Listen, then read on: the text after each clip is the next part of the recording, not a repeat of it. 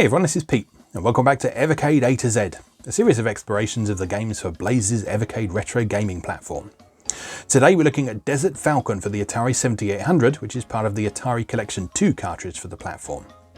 Desert Falcon was a 1987 release from Atari, originally announced back in 1984 and intended to be one of the fabulous 11 launch titles for the Atari 7800 Pro System console, which, as those of you who know your Atari history will know, ended up on the market rather later than originally intended. The game is developed by General Computer Corporation, or GCC, who previously brought us Food Fight and ported a number of other arcade classics to 7800 as part of a settlement with Atari over copyright infringement that we talked about when we looked at Food Fight. There were also ports to Atari 2600 and Atari 8-bit, though none of them were particularly well received back in the day. Despite a middling reception though, the game's unusual isometric perspective netted it some favourable comparisons to Sega's 1982 arcade game Zaxxon, and the game certainly has some unique aspects to it. So, let's go play Desert Falcon. Okay, here we are with Desert Falcon for Atari 7800, as found on the Atari Collection 2 for the Evercade.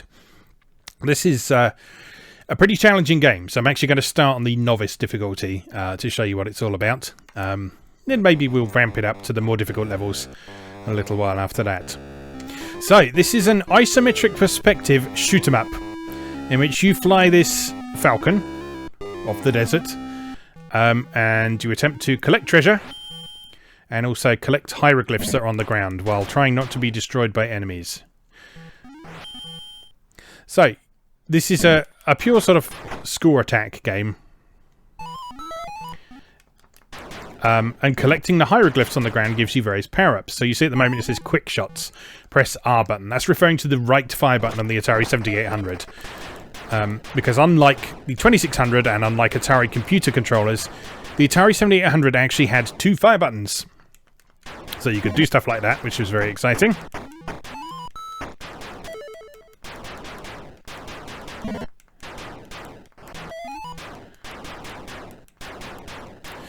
So, the way this works is that you shoot enemies and that increases the value of the treasures that are on the ground. And then you have to defeat the Sphinx at the end of each stage in order to proceed to the next level. But before you go into the next level, you have this bonus stage here where there's a bunch of treasure lying on the ground where you can make use of that value that you built up in the main level.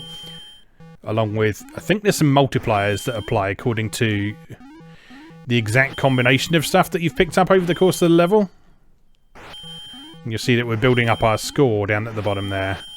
And that will then be added to our total score once the timer expires.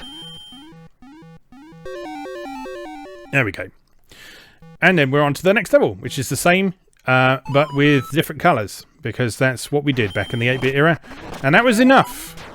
That was enough. I've talked about this a few times before, but that was most definitely enough. Because it's surprising what a difference a simple change in colour can make. It can completely change the atmosphere of a level.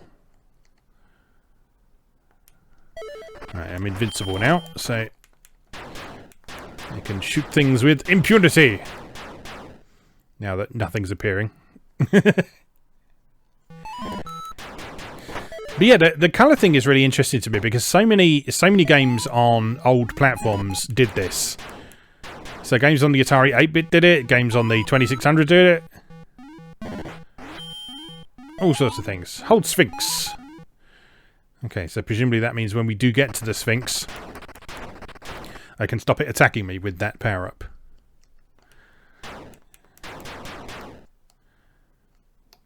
And in the meantime, I just have to not die.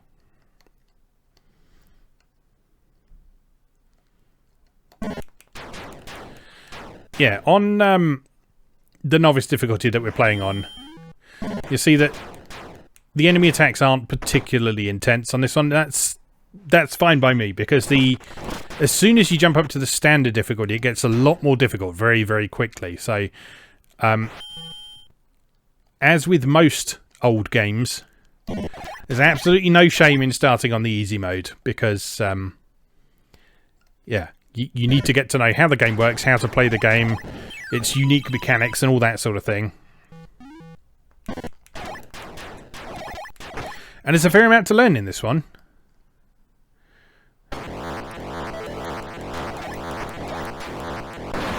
with the main thing being the various combinations of hieroglyphs that you can pick up off the ground. Every single combination of 3 that you pick up does something. And those meanings aren't randomized each time you play. You can learn them. But until you learn them, or unless you have a handy guide sitting by you, then you're just going to have to sort of take pot luck. Now, to begin with, in the early stages of the game, the effects are always positive in some way. They'll either give you a power-up, they'll give you more points, they'll allow you to do things like freeze the Sphinx, like we did just there, and all sorts of other stuff. But in later stages... Whoops! In later stages, they will be arranged in such a way that you can actually trigger negative effects on yourself as well. So you need to be a bit careful, and if nothing else, familiarise yourself with those combinations. Oops. Walk straight into that pyramid.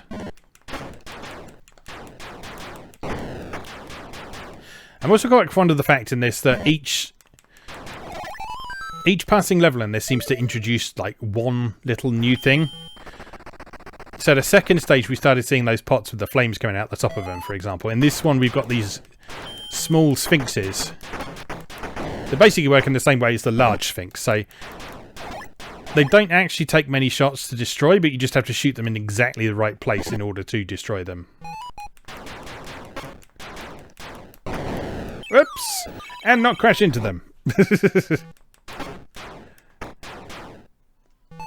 So there we are. I see Cain and Sun and Unk, which you can see down in the status bar at the bottom.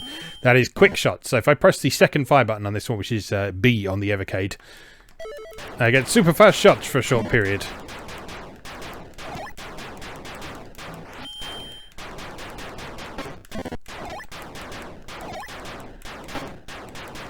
Which is both fun and useful.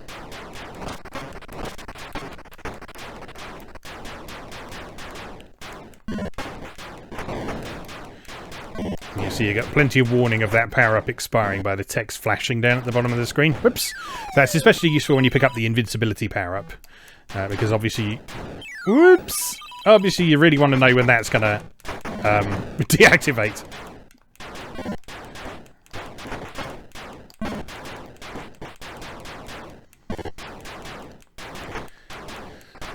So hopefully you can see, even though we're playing on Novice difficulty right now, the difficulty does ramp up reasonably quickly. And you need to be ready for that. So let's have a go at standard difficulty and see how we get on with this. I was trying this earlier and not doing very well at it. That's why I started this recording session on Novice. But let's give it a go. I've built up my confidence a bit now.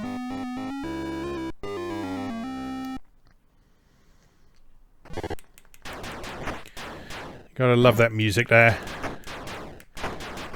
A prime example of what is for many people the most tragic thing about the Atari 7800, which is that it has the exact same sound chip as the Atari 2600, the old TIA chip, or Television Interface Adapter it was called,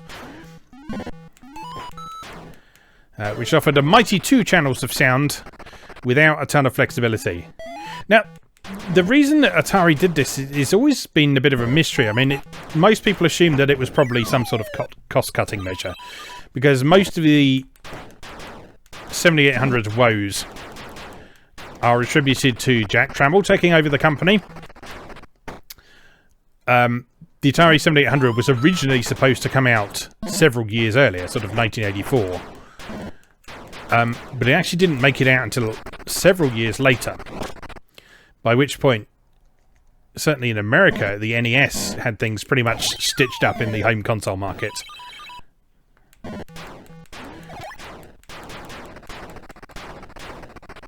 But even in 1984, this would have been an underwhelming sound chip, because the Atari 7800's predecessor, the Atari 5200, had the same pokey chip that was in the Atari 8-bit computers, which was a much better, much more capable sound chip than TIA was.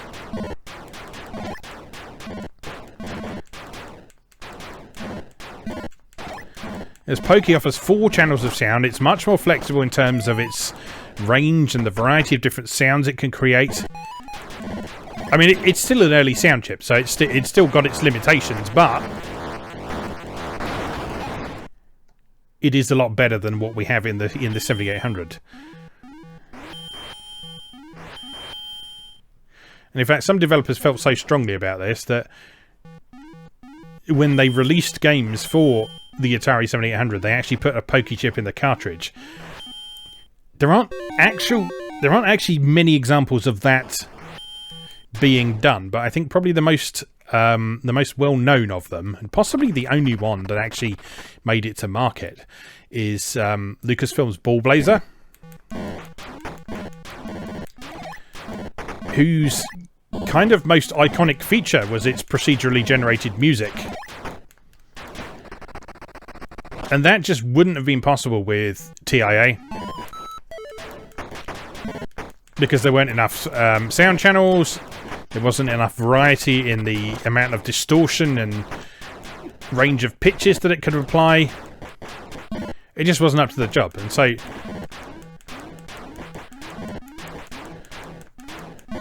releasing Ball Blazer, I can never remember which one it's called, one of those is the prototype version. Releasing Ball Blazer on Atari 7800 without its most iconic feature would be ridiculous. Because people would just go, well, why should I play this on this new console when I can just play it on my Atari 8-bit and it's better?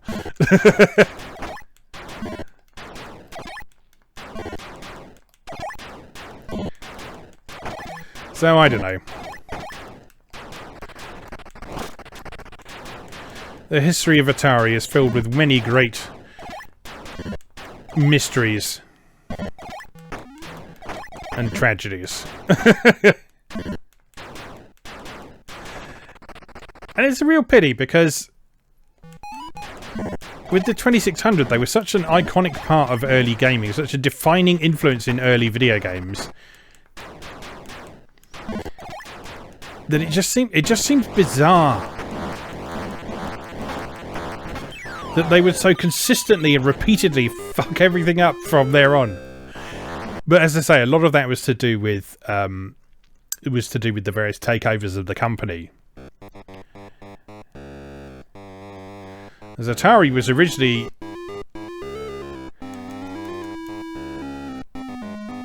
sort of put together with very specific things in mind from its founders. But over time, and as it expanded, and as sort of the business side of things became more prominent and more important to the people in charge, it had to shift its priorities.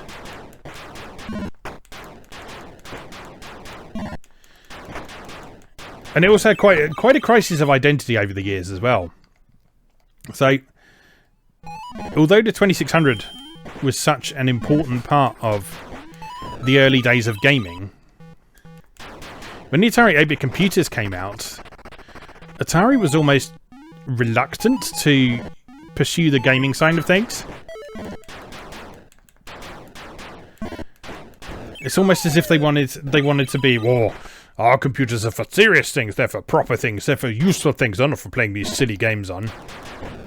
But for that to come from the company who'd produced one of the most successful gaming systems in the world up until that point was just bizarre.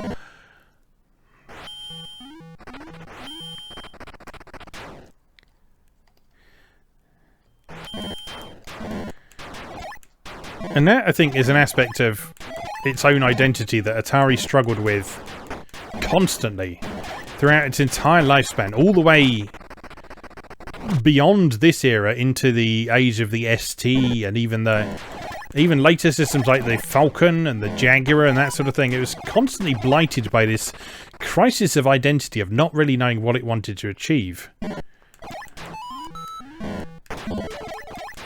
And as a result, pretty much spectacularly, well, I don't want to say failing to achieve anything, because Atari did achieve great things. Like the ST, for example, was widely adopted as the computer to have if you're a musician, for example, as well as being a beloved gaming machine for a lot of people, despite its technical inferiority to its main rivals. But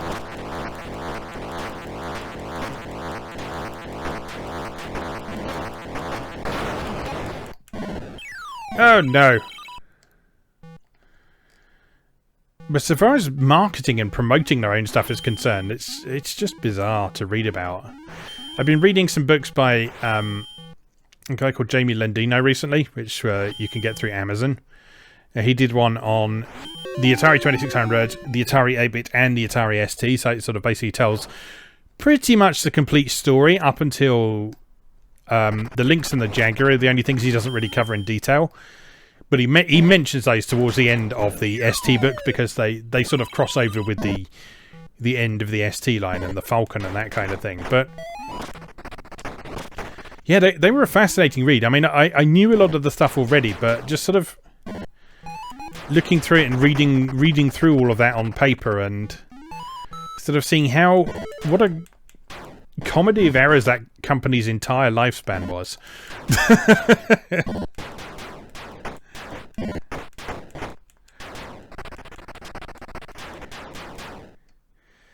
And it's just, although it doesn't mean what it once did, I find it kind of remarkable that the name Atari still exists in some form today. It hasn't been blighted by sort of reputation and past transgressions and that sort of thing. People still want to call themselves Atari for some reason. Anyway, let's have one more go on standard.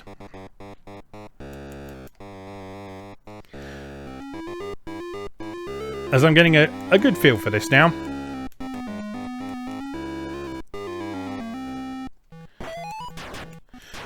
Yeah, I actually quite like this game. This is one that sort of in the past I've always been a bit about, but I think that's partly because most of my past experience with this game is with the 2600 version, which has a good crack at doing everything this one is doing, but the hardware is just too limited to kind of do it proper justice. So like it has difficulty displaying all the information on the screen. The graphics are very simple and abstract. It's just a much better fit for this game, for this machine. It was obviously a game that was designed for the 7800, and it shows.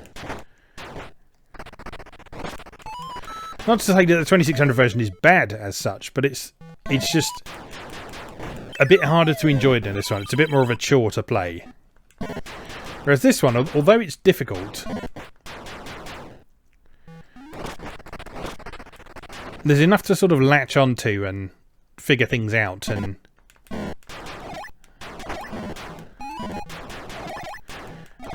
the visuals do help with that. I'm by no means a graphics snob or anything like that. But in the case of a game like this, just having some more elaborate visuals just only helps the game, because it helps with the sensation of movement, with the scrolling. It helps make it clear what the different things are. I mean, okay, the scrolling on this perhaps isn't the smoothest.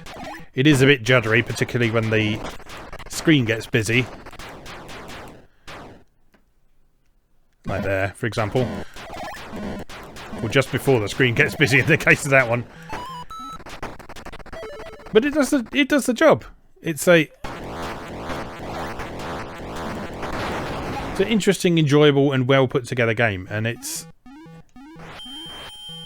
as I say, it's a good showcase of what to expect from the Atari 7800, which is sort of arcade style gameplay with this very distinctive look about it. The Atari 7800 has a very much got its own visual identity, and to a certain extent its own audible identity as well, thanks to the aforementioned sound chip. But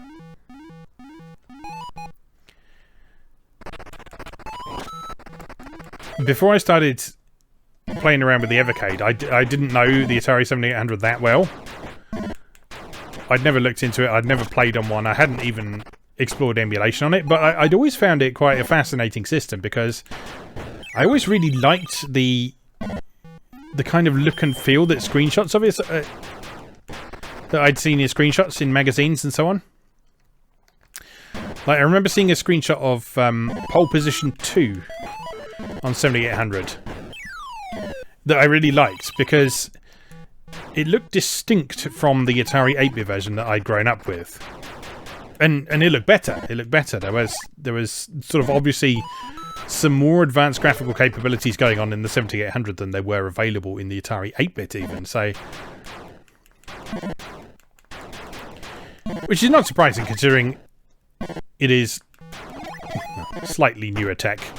But tech was moving pretty quick at that time, so the fact that the Atari 8-bit was late 70s technology and the Atari 7800 was 1984 technology would have made quite a significant difference. But yeah, that sort of distinctively chunky look about 7800 graphics, I do really like that. I said one more go, but I'm going to have one more go because that wasn't a very good one there. Let's give it another try. Give me eye and feather and feather. And it gives me points. And sun. And cane. Stripy candy cane. The Egyptians were known for those.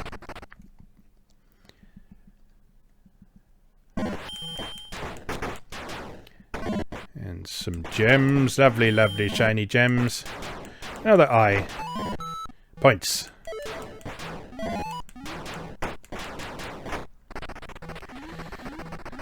I do like this game because there's sort of different levels you can enjoy it on. If you want to really sort of optimize your playstyle, you can make sure that you're going for the right combinations of hieroglyphics and gathering the correct treasures and taking the most efficient possible route through the bonus stages and all that kind of thing. Or if you just want to blast away reasonably mindlessly, you can enjoy that to a certain extent too. Just got to be careful to dodge things, pay attention to your altitude as well, which is always important in isometric shooters like this.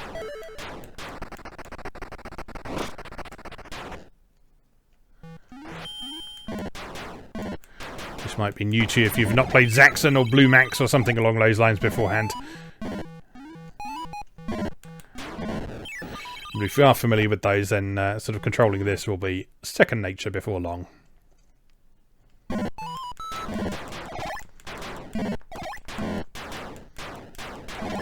Yeah, interestingly, the Evercade actually provides access to both versions of Desert Falcon across its two Atari collection cartridges.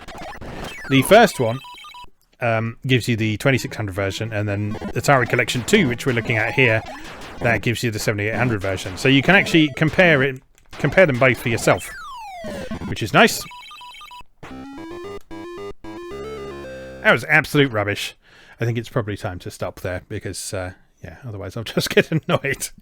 Anyway, Desert Falcon. Yeah, an enjoyable game. I like that game quite a bit, and I like it a lot more than I used to. The more I spend time with it, the more I do find myself enjoying it. So it's worth a try, and if it doesn't grab you straight away, then give it a bit more of a chance. If you try the 2600 version first, then definitely try the 7800 version as well, because I vastly prefer this version. But do check them both out, because it's interesting to see what a multi-platform game looked like back in those days. Anyway, let's leave that there for now. As always, thank you very much for watching, and I'll see you again next time.